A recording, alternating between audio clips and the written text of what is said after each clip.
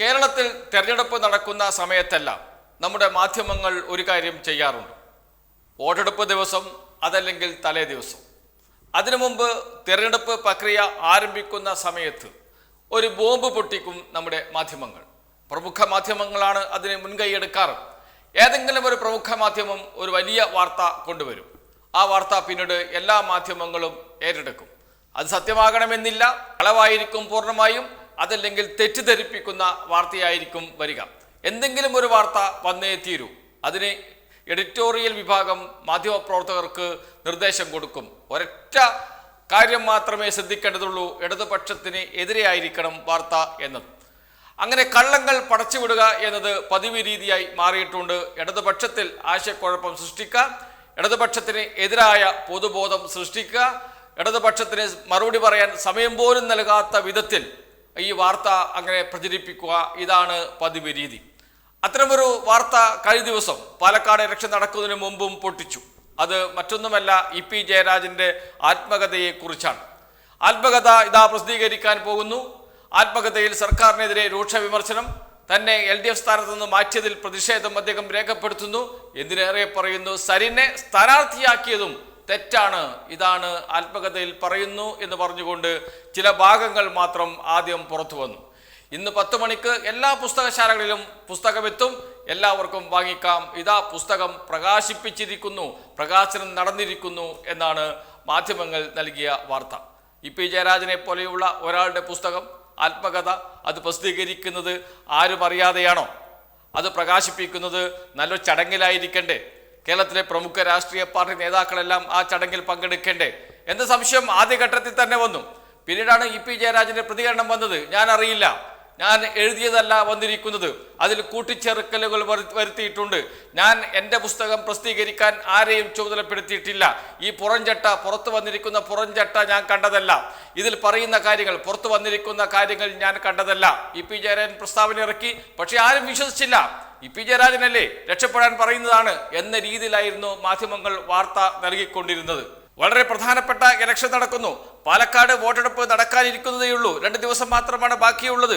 ആ സമയത്താണ് doctor സരിനെതിരെ EP. Jayarajan, CPIM കേന്ദ്ര കമ്മിറ്റി അംഗം, മുൻ LDF കൺവീനർ പറഞ്ഞിരിക്കുന്നു മോശം അഭിപ്രായം, സരിനെ സ്ഥാനാർത്ഥിയാക്കേണ്ടതില്ല, സരിനെ സ്ഥാനാർത്ഥിയാക്കിയത് പാർട്ടിക്ക് ദോഷം ചെയ്യും എന്ന് പറഞ്ഞുകൊണ്ട് വാർത്ത വരുന്നത്. എന്ന് വെച്ചാൽ സരിന് കിട്ടാവുന്ന വോട്ടുകൾ കുറക്കുക, LDFനെതിരെ വലിയ ക്യാമ്പയിൻ മണ്ഡലത്തിൽ ആരംഭിക്കുക, സരിനെ സ്ഥാനാർത്ഥിയാക്കിയതിൽ CPIM പോലും യോജിപ്പില്ല എന്ന് വരുത്തി തീർക്കുക. ഇതൊക്കെയായിരുന്നു ആ വാർത്തയുടെ ലക്ഷ്യം. എന്നാൽ ആ വാർത്ത അപ്പോൾ തന്നെ ഇ.പി. ജയരാജൻ നിഷേധിച്ചു. അദ്ദേഹം പറഞ്ഞു ഞാൻ എഴുതിയതല്ല വന്നത് എന്ന്. പക്ഷേ മാധ്യമങ്ങൾ വിടാൻ തയ്യാറായില്ല. 2-3 ദിവസം അതുമായി ബന്ധപ്പെട്ട ചർച്ചകൾ. ഇ.പി. ജയരാജൻ കേസ് കൊടുക്കുന്നു, ഇ.പി. ജയരാജൻ പോലീസിൽ പരാതി കൊടുക്കുന്നു, ഇ.പി. ജയരാജൻ പ്രതികരിക്കുന്നു, മറ്റു രാഷ്ട്രീയ പാർട്ടി നേതാക്കൾ പ്രതികരിക്കുന്നു, സരിന്റെ അടുത്തേക്ക് മാധ്യമങ്ങൾ ഓടുന്നു, സരിന്റെ പ്രതികരണം വാങ്ങുന്നു, KPCC പ്രസിഡന്റ് പ്രതികരിക്കുന്നു, VD സതീശൻ പ്രതികരിക്കുന്നു. അങ്ങനെ ആകെ ബഹളമയം. എന്തിന്? സരിനെതിരെ, ഡോക്ടർ പി സരിൻ പാലക്കാട് സ്ഥാനാർത്ഥിക്കെതിരെ മണ്ഡലത്തിൽ ഒരു വികാരം ഉണ്ടാക്കുക, പാർട്ടിക്കകത്തും എന്ന് വെച്ചാൽ CPIM-നകത്തും CPIM-ന് പുറത്തും. ഇതായിരുന്നു ലക്ഷ്യം. കേരളത്തിൽ അങ്ങോളം ഇങ്ങോളം ഇ.പി. ജയരാജനെതിരെ CPIM-നെതിരെ ഒരു വികാരം സൃഷ്ടിക്കുക, അതായിരുന്നു മറ്റൊരു ലക്ഷ്യം. ഇ.പി. ജയരാജൻ പറഞ്ഞതോടുകൂടി കാര്യം അവസാനിച്ചില്ല. ഇങ്ങനെ ചർച്ചകൾ നീണ്ടുപോയി. അവസാനം ഇ.പി. ജയരാജന് പോലീസിൽ കേസ് കൊടുക്കേണ്ടി വന്നു. ആ കേസിന്റെ തെളിവെടുപ്പ് നടന്നുകൊണ്ടിരിക്കുന്നു. ഇപ്പോഴിതാ സത്യം പുറത്തു വന്നു. രവി DC ബുക്സിന്റെ ഉടമ പോലീസിന് മൊഴി നൽകിയിരിക്കുന്നു. ഇ.പി. ജയരാജനുമായി പുസ്തകം പ്രസിദ്ധീകരിക്കുന്നതിന് വേണ്ടി ഒരു കരാറില്ല എന്ന്. കരാറില്ലാത്ത പുസ്തകം എങ്ങനെയാണ് പ്രസിദ്ധീകരിച്ചത്? എഴുത്തുകാരനും പബ്ലിഷിംഗ് കമ്പനിയും തമ്മിൽ ഒരു കരാർ ഉണ്ടാകണ്ടേ? ആ കരാർ പ്രകാരമല്ലേ പുസ്തകം പ്രസിദ്ധീകരിക്കേണ്ടത്? ആ കരാർ ഉണ്ടായിരുന്നില്ല എന്ന്. കരാർ ഉണ്ടാകാതെ എങ്ങനെയാണ് പുസ്തകം പ്രസിദ്ധീകരിക്കാൻ തീരുമാനിച്ചത്? കരാറില്ലാതെ എങ്ങനെയാണ് കവർ ചട്ട രൂപകൽപ്പന ചെയ്തത്? കരാറില്ലാതെ എങ്ങനെയാണ് പുസ്തകത്തിന്റെ പേര് തീരുമാനിച്ചത്? കരാറില്ലാതെ എങ്ങനെയാണ് പുസ്തകത്തിന്റെ ചില ഭാഗങ്ങൾ ആദ്യം പുറത്തുവിട്ടത്? ഇതൊന്നും മറുപടി പറയാൻ രവി DC-ക്ക് കഴിയുന്നില്ല, DC ബുക്സിന്റെ ഭാരവാഹികൾക്ക് കഴിയുന്നില്ല, ജീവനക്കാർക്ക് കഴിയുന്നില്ല. കള്ളം, പച്ചക്കള്ളമാണ് തട്ടിവിട്ടത് രവി DC-യും DC ബുക്സും എന്നതിന് ഇതിൽ പരം തെളിവ് വേണോ? ഒരു രാഷ്ട്രീയ പാർട്ടിയെ അവഹേളിക്കാൻ, ഇ.പി. ജയരാജൻ എന്ന പ്രമുഖനായ നേതാവിനെ അവഹേളിക്കാൻ DC ബുക്സ് UDF-മായി കൂട്ടുകൂടിയോ? DC ബുക്സ് BJPയുമായി കൂട്ടുകൂടിയോ? ആരുമായിട്ടാണ് DC ബുക്സ് ഗൂഢാലോചന നടത്തിയത്? ഇത് ഇനി പുറത്തു വരണം. പുസ്തകം പുറത്തിറക്കാൻ തീരുമാനിച്ചിട്ടേ ഇല്ല എന്ന് EP ജയരാജൻ പറഞ്ഞു. പിന്നെ എങ്ങനെ പുസ്തകം പ്രസിദ്ധീകരിക്കാൻ തീരുമാനിച്ചു? ഇന്ന് 10 മണിക്ക് എല്ലാ പുസ്തകശാലകളിലും പുസ്തകം ലഭിക്കുമെന്ന് രവി DC ഔദ്യോഗികമായി എങ്ങനെ അറിയിച്ചു? മാധ്യമങ്ങൾ എങ്ങനെ റിപ്പോർട്ട് ചെയ്തു? മാധ്യമങ്ങൾക്ക് എവിടെ നിന്നാണ് പുസ്തകത്തിന്റെ ഭാഗങ്ങൾ ലഭിച്ചത്, തലക്കെട്ട് ലഭിച്ചത്? ഇതെല്ലാം ഇനി പുറത്തു വരേണ്ടതുണ്ട്. എല്ലാം പുറത്തുവിട്ടത് DC ബുക്സിൽ നിന്ന് തന്നെയാണ് എന്നാണ് വിവരം. എന്തുകൊണ്ട് പുറത്തുവിട്ടു, എന്തിന് പുറത്തുവിട്ടു എന്നതിൻ്റെ ഉത്തരം അടിയന്തരമായി അറിയേണ്ടതുണ്ട്.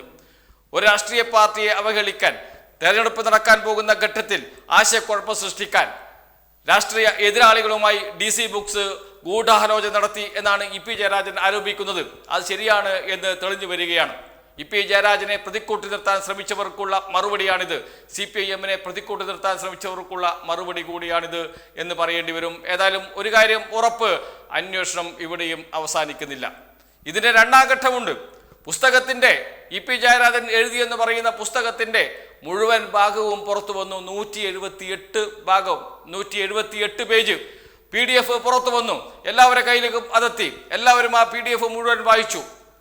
ഒരു മനുഷ്യൻ, അതാരെങ്കിലും ആയിക്കോട്ടെ, EP ജയരാജനോ അല്ലാതെയോ ആരെങ്കിലും ആയിക്കോട്ടെ, അദ്ദേഹത്തിന്റെ ജീവിതത്തെക്കുറിച്ച് എഴുതിയ ഒരു കഥ, ആത്മകഥ, ആ ആത്മകഥ പ്രസിദ്ധീകരിക്കാൻ പുസ്തകശാലയെ ഏൽപ്പിക്കുന്നു എന്ന് തന്നെ വിചാരിക്കാം. അവരെങ്ങനെയാണ് ആ PDF അവരുടെ അനുവാദമില്ലാതെ പുറത്തുവിടുക? തെമ്മാടിത്തം എന്ന വാക്ക് ഉപയോഗിച്ചാൽ പോരാ, അത്രമാത്രം ഹീനമായ പ്രവൃത്തിയാണ് ചെയ്തത് രവി DC എന്ന് പറയാതിരിക്കാൻ കഴിയില്ല. എവിടെ നിന്ന് പുസ്തകത്തിന്റെ PDF പുറത്തു വന്നു? EP ജയരാജൻ പറയാത്ത ഭാഗങ്ങൾ ആര് എഴുതി ചേർത്തു? ഈ കാര്യങ്ങൾ ഇനി പുറത്തു വരേണ്ടതുണ്ട്. വരും ദിവസങ്ങളിൽ അതുകൂടി പുറത്തു വരും. ഒരു കാര്യം ഉറപ്പിച്ചല്ലോ, കരാറില്ല എന്ന് ഉറപ്പിച്ചു. അതിന് രവി DC പറഞ്ഞു. അതോടൊപ്പം തന്നെ പോലീസിന് മൊഴി നൽകിയിരിക്കുന്നു ജീവനക്കാരും. രവി DC മൊഴി നൽകിയിരിക്കുന്നു EP ജയരാജനുമായി പുസ്തകം പ്രസിദ്ധീകരിക്കുന്നതുമായി ബന്ധപ്പെട്ട് ഒരു കരാറുമില്ല എന്ന്. അതുതന്നെ മതി രവി DCയെ അറസ്റ്റ് ചെയ്ത് ജയിലിലടയ്ക്കാൻ, രവി DCക്കെതിരെ കേസെടുക്കാൻ. അന്വേഷണ റിപ്പോർട്ട്, പ്രാഥമിക അന്വേഷണ റിപ്പോർട്ട് DGPക്ക് സമർപ്പിക്കും എന്നാണ് അന്വേഷണ ഉദ്യോഗസ്ഥൻ പറഞ്ഞിരിക്കുന്നത്. നിയമ നടപടികളുമായി മുന്നോട്ട് പോവുക തന്നെ ചെയ്യുമെന്ന് ഉറപ്പിച്ചു പറയുന്നു EP ജയരാജൻ. അദ്ദേഹം ഒരു അടി പോലും പിൻവാങ്ങാൻ തയ്യാറില്ല എന്നും പ്രഖ്യാപിച്ചിട്ടുണ്ട്. അതുകൊണ്ട് ഒരു സംശയം വേണ്ട, ഇതിന് രണ്ടാം ഭാഗമുണ്ട്. ഒന്നാം ഭാഗം മാത്രമാണ് ഇപ്പോൾ തെളിഞ്ഞിരിക്കുന്നത്. രണ്ടാം ഭാഗവും കൂടി തെളിയാനുണ്ട്. ആരാണ് പുസ്തകത്തിന്റെ പൂർണ്ണ രൂപം EP ജയരാജൻ എഴുതി എന്ന് പറയുന്ന ആ ഭാഗം പുറത്തുവിട്ടത്? അതറിയേണ്ടതുണ്ട്. ആരാണ് ഇതിന് പിറകിൽ കളിച്ചത് എന്ന് അറിയേണ്ടതുണ്ട്. ഇതിന് രവി DC ആരുമായും ഗൂഢാലോചന നടത്തിയിട്ടുണ്ടോ? ഏതെങ്കിലും രാഷ്ട്രീയ എതിരാളികളുമായി ഗൂഢാലോചന നടത്തിയിട്ടുണ്ടോ എന്നുകൂടി പുറത്തു വരണം. അത് പുറത്തു വരിക തന്നെ ചെയ്യും, സംശയമില്ല. കാരണം ഇതാ തെളിഞ്ഞിരിക്കുന്നു. ഒന്നാം ഭാഗം EP ജയരാജൻ പറഞ്ഞതാണ് ശരി, രവി DC കള്ളം പറയുകയായിരുന്നു, DC ബുക്സ് കള്ളം പറയുകയായിരുന്നു എന്ന് തെളിഞ്ഞിരിക്കുന്നു. ബാക്കി ഭാഗവും കൂടി വരും ദിവസങ്ങളിൽ പുറത്തു വരും. കള്ളം പറഞ്ഞ് കുറച്ചു കാലം ആളുകളെ പറ്റിക്കാം, ആളുകളെ തെറ്റിദ്ധരിപ്പിക്കാം. എല്ലാ കാലത്തേക്കും അത് നടക്കില്ല. സത്യം എന്നെങ്കിലും പുറത്തു വരിക തന്നെ ചെയ്യും. അതാണ് ഇപ്പോൾ സംഭവിച്ചത്. നേരത്തെ സത്യമൊക്കെ പുറത്തു വരാൻ ഒരുപാട് കാലതാമസം എടുക്കുമായിരുന്നു. എന്നാൽ ഇപ്പോൾ അങ്ങനെയല്ല. പക്ഷെ ഇതുകൊണ്ട് ഒരു രാഷ്ട്രീയ നേട്ടമുണ്ടാക്കിയിട്ടുണ്ട് UDF എന്ന കാര്യം സംശയമേ ഇല്ല. അതിന് കളമൊരുക്കിയത് ആരാണ് എന്ന ചോദ്യത്തിനുള്ള ഉത്തരവും കൂടി പുറത്തു വരേണ്ടതുണ്ട്. അത് വരും എന്ന് തന്നെ നമുക്ക് പ്രതീക്ഷിക്കാം.